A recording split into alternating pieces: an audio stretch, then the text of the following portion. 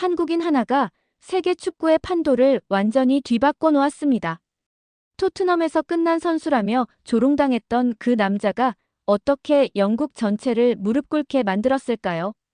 바이에른 뮌헨에게 0대4로 무너진 그날 밤, 레비 회장이 상업적 가치만 남았다고 냉정하게 평가했던 그 선수가 결국 서구 축구의 오만함을 산산조각 낸 이야기입니다. 32살의 나이로 새로운 대륙에서 펼쳐낸 기적 같은 반전, 그리고 새 대륙 팬들을 눈물로 만든 진짜 리더십. 지금부터 여러분이 목격하게 될 건 단순한 성공담이 아닙니다. 한국인의 품격과 성실함이 세계를 정복한 감동의 대서사시입니다. 잠시 시작 전에 구독과 좋아요 1초 만에 누르고 시작하겠습니다. 사연을 준비하는데 큰 힘이 됩니다. 그 감동적인 이야기 지금 시작하겠습니다. 저는 그날 밤을 평생 잊지 못할 겁니다. 바이에른 뮌헨에게 0대4로 참패한 후 라커룸에 혼자 남아 있었어요. 벽에 등을 기대고 천장을 바라보며 생각했습니다. 정말 제 시대가 끝난 걸까요? 7년 동안 이 유니폼을 입고 뛰어왔는데 이렇게 무너질 줄은 몰랐어요. 샤워를 하면서도 머릿속이 복잡했습니다. 경기 내내 동료들의 시선이 차가웠어요. 패스를 달라고 손을 들어도 다른 곳으로 공이 갔죠. 마치 제가 투명인간이 된 기분이었습니다. 100골을 넣었던 그 피치에서 이런 외면을 당할 줄은 상상도 못했어요. 집으로 돌아가는 길에 휴대폰을 켰습니다. SNS는 이미 난리가 났어요. 손흥민 때문에 졌다. 이제 정말 끝났다는 댓글들이 쏟아지고 있었습니다. 한국 팬들까지도 실망이다라는 반응을 보이기 시작했어요. 가슴이 먹먹했습니다. 일주일 후 더 큰 충격이 기다리고 있었어요. PSG전에서도 역전패를 당한 겁니다. 2대0으로 앞서고 있었는데 후반전에 3골을 내줬죠. 제가 놓친 결정적인 기회가 패배의 원인이 되었습니다. 그 순간 경기장의 야유 소리가 제 귀를 찢었어요. 구단은 위기를 모면하기 위해 급하게 제 헌정 영상을 만들어 내보냈습니다. 과거 골 장면들과 감동적인 음악이 어우러진 영상이었어요. 하지만 팬들의 반응은 더욱 차가웠습니다. 감성 마케팅으로 위기를 넘기려 한다며 비난만 쏟아졌죠. 진심이었는데 오해받는 기분이었어요. 기자들은 매일같이 저를 겨냥한 기사를 써댔습니다. 손흥민 시대는 끝났다는 헤드라인이 영국 언론을 장식했어요. 7년 동안 충성했던 이 땅에서 이런 평가를 받게 될 줄은 꿈에도 몰랐습니다. 결정타는 레비 회장의 발언이었어요. 구단 관계자를 통해 전해들은 말은 제 심장을 찔렀습니다. 손흥민은 이제 상업적 가치만 남았다. 경기력은 이미 예전 같지 않다는 평가였어요. 100골이 넘게 넣은 주장에게 할 말이었을까요? 7년간 쌓아온 신뢰가 한순간에 무너지는 기분이었습니다. 훈련장에서도 분위기는 싸늘했어요.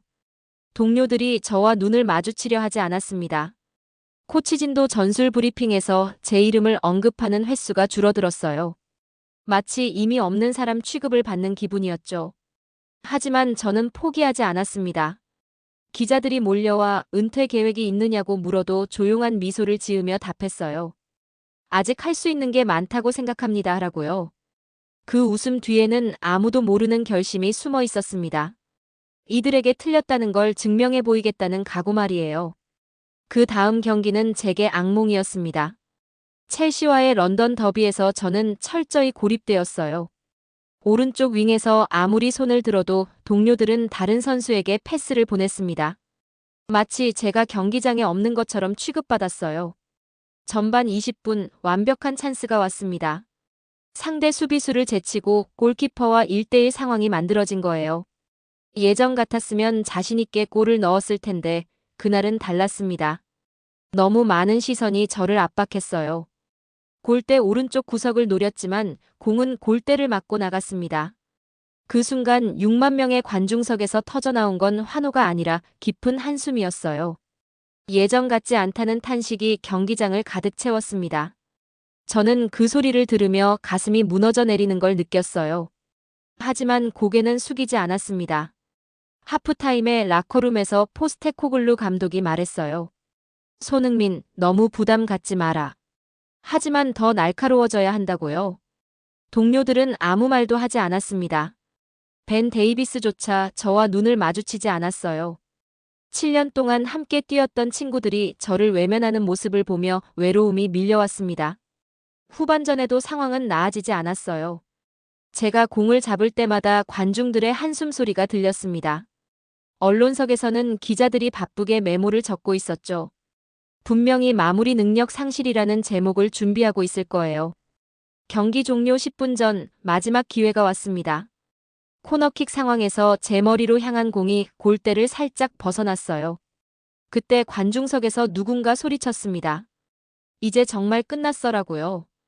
그 말이 제 가슴을 후벼 팠습니다. 하지만 그 순간 저는 특별한 행동을 했어요. 땅을 보며 절망하는 대신 천천히 고개를 들어 하늘을 올려다본 겁니다. 분노하지도 않았고 좌절하지도 않았어요. 그냥 고요한 마음으로 푸른 런던 하늘을 바라보며 속으로 다짐했습니다. 아직 끝나지 않았다고 말이에요. 그 눈빛을 본 사람들이 순간 말을 잃었다고 해요. BBC 기자는 나중에 고백했습니다. 그 순간 손흥민의 눈에서 꺾이지 않은 무언가를 봤다고요. 저는 그들의 조롱과 비난 속에서도 제 신념만큼은 지키고 있었거든요. 경기가 끝나고 터널로 향하는 길에서도 저는 미소를 잃지 않았습니다. 팬들을 향해 손을 흔들며 인사했어요. 그 모습을 본 기자들은 오히려 더 뻔뻔하다고 비판했지만 상관없었어요. 진심은 언젠가 통할 거라고 믿었거든요. 그날 밤 집에 돌아가서도 저는 다음 경기를 준비했습니다. 2024년 가을, 제 인생에서 가장 두려워했던 일이 현실이 되었습니다. 훈련 중 갑자기 햄스트링에 찌릿한 통증이 느껴진 거예요.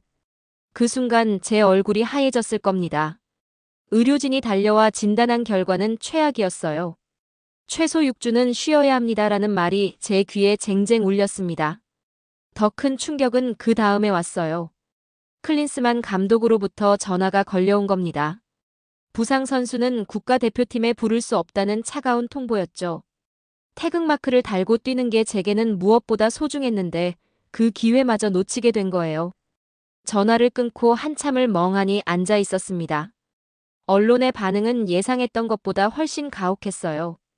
기자들은 이 기회를 놓치지 않았습니다. 아시아 선수는 결국 나이 앞에 무너진다는 기사가 영국 전역에 퍼졌어요. 마치 제가 나이 때문에 끝난 선수라고 단정 짓는 듯 했습니다. 32살이 그렇게 늙은 나이인가 싶어 억울했어요. BBC 기자는 더 직설적이었습니다. 손흥민의 몸은 이미 한계에 도달했다. 아시아 선수들의 전형적인 패턴이라고 썼어요. 가디언도 마찬가지였죠. 프리미어리그에서 버티기에는 이미 늦었다는 분석 기사를 내보냈습니다. 제가 그동안 쌓아온 모든 것들이 하루아침에 무너지는 기분이었어요. 충격적이었던 건 한국 언론까지 같은 논조를 보인다는 거였습니다. 손흥민, 이제 은퇴를 고려할 때라는 기사가 국내 스포츠 신문 일면을 장식했어요. 조국의 언론마저 저를 포기하는 것 같아 마음이 아팠습니다. 정말 모든 사람이 등을 돌리는 기분이었죠. 하지만 저는 팬들 앞에서만큼은 절대 무너진 모습을 보이고 싶지 않았어요. 부상으로 목발을 짚고 있었지만 훈련장 밖에서 기다리는 아이들을 보면 저절로 미소가 지어졌습니다. 한 꼬마가 제게 다가와 사인해주세요라고 말했을 때 저는 아픈 다리를 참고 무릎을 굽혀 그 아이의 눈높이에 맞춰줬어요. 언제 다시 뛸 수 있어요라고 물어보는 아이에게 저는 확신에 찬 목소리로 답했습니다. 곧 더 멋진 모습으로 돌아올게요라고요. 그 아이의 반짝이는 눈을 보며 다시 한번 다짐했어요. 이 아이들을 실망시킬 수는 없다고 말입니다.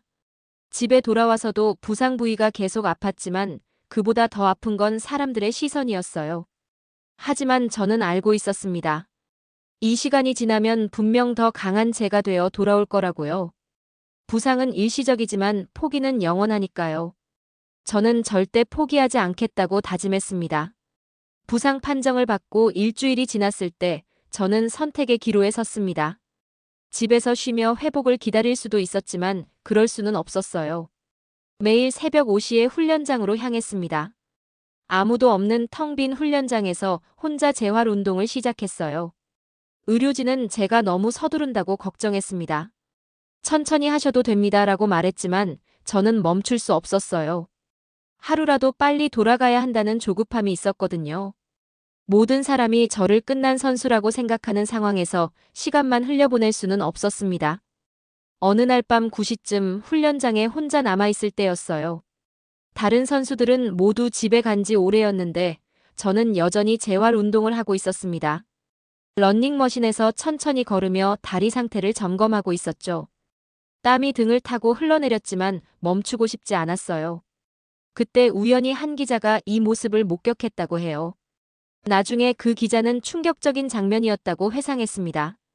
모든 사람이 등을 돌린 상황에서도 묵묵히 자신과 싸우는 모습이었다고 하더군요. 저는 그때 그 기자가 있는 줄도 몰랐어요. 그 순간 아버지의 목소리가 귀에 생생하게 들렸습니다. 흥민아, 절대 건방지지 마라. 내가 최고라는 생각을 하는 순간 끝이다라는 말씀이었어요. 어린 시절부터 아버지는 저를 혹독하게 훈련시키셨습니다. 추운 겨울 새벽에도 축구공을 차게 하셨죠. 실력은 하루아침에 늘지 않는다. 매일매일 쌓아가는 것이다라고 하시며 저에게 성실함의 중요성을 가르쳐 주셨어요. 그때는 왜 이렇게 힘들게 하시나 싶었지만 지금 와서 보니 그 모든 게 제 자산이 되었습니다. 아버지는 직접 프로 선수 생활을 오래 이어가지 못한 아픔이 있으셨어요. 그래서 저에게는 당신이 이루지 못한 꿈을 걸으셨던 거죠. 내가 포기하면 우리 가문의 축구는 끝이다라고 하신 말씀이 가슴에 와 닿았습니다. 밤늦게 집에 돌아가면서도 저는 다음 날 훈련을 생각했어요. 아무도 믿지 않지만 저는 아직 끝나지 않았다는 걸 알고 있었습니다. 아버지가 심어주신 끈기와 겸손함이 제 안에서 불타고 있었거든요. 이 어둠 속에서도 저는 제 길을 가고 있었어요. 포기는 제 사전에 없는 단어였습니다. 2025년 여름, 저는 인생에서 가장 힘든 결정을 내려야 했습니다. 한국에 들어온 지 사흘째 되는 날, 서울 월드컵 경기장에서 기자회견을 열기로 했어요. 전 세계 언론이 몰려들었습니다. 제가 무슨 말을 할지 모두가 궁금해했거든요. 기자회견장에 들어서는 순간 가슴이 두근거렸습니다. 수백 명의 기자들과 팬들이 저를 바라보고 있었어요. 한국 팬들의 눈에는 기대와 걱정이 뒤섞여 있었습니다. 영국에서 온 기자들은 냉정한 표정으로 저를 지켜보고 있었죠. 마이크 앞에 앉으면서 손이 떨렸어요. 이 말을 하고 나면 모든 게 바뀔 거라는 걸 알고 있었거든요. 잠시 숨을 고르고 천천히 입을 열었습니다. 먼저 이 자리에 와주신 모든 분들께 감사드립니다라고 시작했어요. 저는 오랫동안 고민했습니다. 그리고 중요한 결정을 내렸어요 라고 말하며 잠시 멈췄습니다. 회견장이 숨죽인 듯 조용해졌어요. 저는 깊게 숨을 들이쉬고 마음속 깊이 간직했던 말을 꺼냈습니다. 이번 시즌을 끝으로 토트넘을 떠나겠습니다. 그 순간 회견장에 정적이 흘렀어요. 몇 초간 아무도 말하지 않았습니다. 저는 그 침묵 속에서 제 심장 소리가 들릴 정도였어요. 영국 기자들의 놀란 표정이 보였고 한국 팬들은 입을 가리며 충격을 감추지 못했습니다. 그러다 갑자기 한 팬이 일어나서 외쳤어요. 고마워 우리의 캡틴이라고요. 그 외침을 시작으로 회견장이 폭발했습니다. 박수와 환호 그리고 울음소리가 뒤섞여 터져나왔어요. 저는 그 순간 눈시울이 뜨거워지는 걸 느꼈습니다. 팬들이 울면서 하늘을 바라보는 모습을 봤어요. 손흥민 어디 가든 응원할게라는 현수막이 펼쳐졌습니다. 누군가는 우리의 자랑이야라고 소리쳤고 또 누군가는 조용히 눈물을 닦고 있었어요. 저는 이런 사랑을 받을 자격이 있을까 하는 생각에 고개를 깊이 숙였습니다. 토트넘에서의 7년은 제 인생 최고의 시간이었습니다. 하지만 이제는 새로운 도전이 필요하다고 생각해요라고 덧붙였습니다. 솔직히 말하자면 토트넘에서의 마지막 시간들이 힘들었지만 원망하고 싶지는 않았어요. 영국에서 온 BBC 기자가 질문했습니다. 토트넘을 원망하지 않느냐고요? 저는 잠시 생각한 후 답했어요. 원망보다는 감사한 마음이 더 큽니다. 그곳에서 성장할 수 있었고 좋은 추억도 많았어요 라고 말입니다. 회견이 끝나고 나오는 길에 한 아이가 제게 달려왔어요. 손흥민 선수, 새로운 팀에서도 꼭 성공하세요 라고 말하며 편지를 건넸습니다. 그 순간 저는 확신했어요. 이 선택이 옳다는 걸 말이에요. 새로운 곳에서 다시 한번 제 진가를 보여드리겠다고 다짐했습니다. 로스앤젤레스 국제공항에 내린 순간부터 모든 게 달랐습니다. 수백 명의 팬들이 손흥민 웰컴 투 LA라는 현수막을 들고 저를 맞아줬어요. 영국에서 받았던 차가운 시선과는 정반대였습니다. 이곳 사람들의 눈에는 기대와 열정이 가득했어요. 저는 그 순간 새로운 희망을 느꼈습니다. LAFC 첫 훈련에 참가했을 때도 놀라웠어요. 동료들이 저를 진심으로 환영해줬거든요. 여기서 새로운 역사를 만들어보자라고 말하며 어깨를 토닥여줬습니다. 토트넘에서 받았던 외면과는 완전히 달랐어요. 이곳에서는 제가 팀의 일원으로 받아들여지고 있다는 걸 느꼈습니다. 데뷔 전날 아침 거울을 보며 스스로에게 말했어요. 이제 정말 새로운 시작이야 라고요. 32살의 나이에 새로운 리그에서 다시 증명해야 한다는 부담감도 있었지만 동시에 설렘도 컸습니다. 드디어 제 진가를 보여줄 무대가 마련된 거니까요. 경기가 시작되자 제 몸이 저절로 반응했습니다. 토트넘에서 느꼈던 무거움이 사라지고 몸이 가벼워진 기분이었어요. 상대 수비수를 제칠 때마다 관중들의 환호가 터져나왔습니다. 손이라는 응원 소리가 경기장을 가득 채웠어요. 전반 25분 결정적인 순간이 왔습니다. 왼쪽 터치라인 근처에서 공을 잡고 시속 34km로 달렸어요. 상대 수비수 2명을 연달아 제치고 골문 앞까지 돌진했습니다. 그리고 완벽한 타이밍에 동료에게 어시스트를 기록했어요. 골이 터지자 저는 하늘을 향해 주먹을 불끈 쥐었습니다. 경기 후 통계를 보고 깜짝 놀랐어요. 제 활약상이 소셜미디어를 장악하고 있었습니다. 더 놀라운 건 유니폼 판매량이었어요. 단 이틀 만에 5만 장이 팔렸다는 거예요. LAFC 구단 관계자는 구단 역사상 최단 기간 기록이라며 흥분을 감추지 못했습니다. 미국 언론의 반응은 폭발적이었어요. ESPN에서는 MLS 역사상 최고의 영입이라고 대서특필했습니다. 로스앤젤레스 타임스도 손흥민이 미국 축구를 바꿀 것이라고 예측했어요. 영국에서 받았던 냉대와는 완전히 다른 대접이었습니다. 경기가 끝나고 라커룸으로 향하는 길에서 특별한 만남이 있었어요. 10대 초반쯤 되는 소녀가 저를 부르더군요. 손흥민 선수, 정말 멋있어요. 저도 축구 선수가 되고 싶어요 라고 말하며 눈을 반짝였습니다. 저는 그 자리에서 망설임 없이 제 유니폼을 벗어 그 소녀에게 건넸어요. 내 꿈을 응원할게요 라고 말하자 소녀는 그 순간 눈물을 터뜨렸습니다. 저도 덩달아 울컥했어요. 이런 순간을 위해 축구를 하는 거구나 싶었거든요. 미국 기자들이 이 장면을 보고 감탄했다고 해요. 슈퍼스타가 아니라 진짜 영웅의 모습이라고 표현했습니다. 저는 그 말이 세상에서 가장 값진 칭찬이라고 생각했어요. 기록보다 사람들의 마음을 움직이는 게 진짜 축구라고 믿었거든요. 미국에서의 활약이 계속되자 놀라운 소식들이 영국에서 전해지기 시작했습니다. 처음에는 믿기 어려웠어요. 히드로 공항에 손흥민 미안해, 돌아와 줘라는 거대한 현수막이 걸렸다는 소식이었거든요.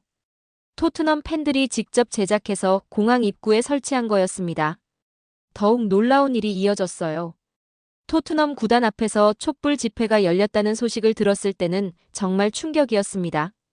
수백 명의 팬들이 손흥민을 되돌려달라며 밤새 시위를 벌인 거예요. 우리가 틀렸다. 진짜 캡틴을 놓쳤다는 피켓을 들고 있었다고 하더군요. 영국 언론의 변화는 더욱 극적이었습니다. 그토록 저를 혹독하게 비판했던 기자들이 일제히 사과 기사를 쏟아내기 시작한 거예요. BBC 스포츠부가 가장 먼저였습니다. 우리가 완전히 틀렸다. 손흥민은 여전히 월드클래스였다는 헤드라인을 달고 나왔어요. 가디언의 수석 축구 기자는 더욱 솔직했습니다. 편견에 갇혀 진실을 보지 못했다. 손흥민에게 사과한다고 썼어요. 런던 이브닝 스탠더드도 마찬가지였죠. 아시아 선수에 대한 우리의 고정관념이 얼마나 잘못됐는지 깨달았다고 인정했습니다. 가장 마음을 움직인 건 벤 데이비스의 인터뷰였어요. 7년 동안 함께 뛰었던 동료가 스카이 스포츠와의 인터뷰에서 울먹이며 고백했습니다. 손흥민 같은 선수는 다시 없을 것이다. 그가 얼마나 팀을 위해 헌신했는지 이제야 안다고 말하더군요. 해리 케인도 SNS에 글을 올렸어요. 손과 함께한 시간들이 그립다. 그는 진정한 리더였다고 썼습니다. 이 모든 반응들을 보며 저는 복잡한 감정이 들었어요.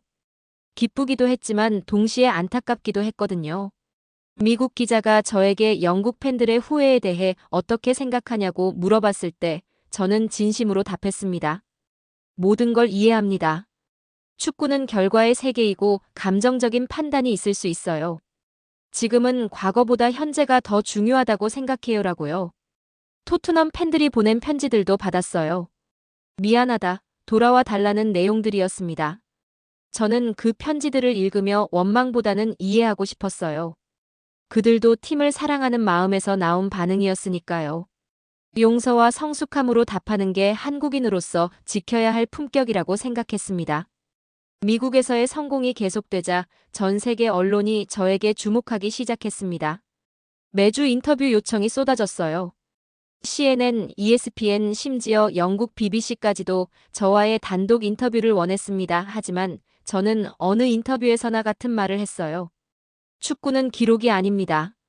팬들에게 기쁨을 주는 것이 전부예요라고요. 기자들은 처음에는 상투적인 답변이라고 생각했을 겁니다. 하지만 제가 계속 같은 철학을 이야기하자 그들도 진지하게 받아들이기 시작했어요. 특히 CNN과의 인터뷰에서 기자가 물었습니다.